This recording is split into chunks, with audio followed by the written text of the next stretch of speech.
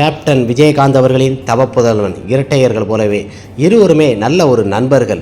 Vijaya Prabhakaran captain Vijayakanth அவர்களைப் போலவே நல்ல ஒரு பண்பாளர், குணவர். சண்முக பாண்டியன் நல்ல ஒரு ஆக்டர், மிக உயரமாக இருக்கும் நடிகர்களே இவர்.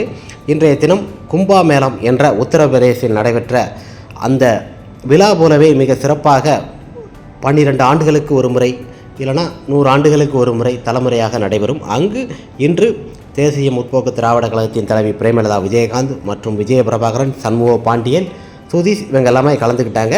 நமது கேப்டன் விஜயகாந்த் அவர்களின் தவப்புதல்வன் அந்த சிவனோட தோற்றத்தில் அப்படியே ஒரு ஃபோட்டோ எடுத்து செல்ஃபி எடுத்து கொடுத்துருக்கிறாரு.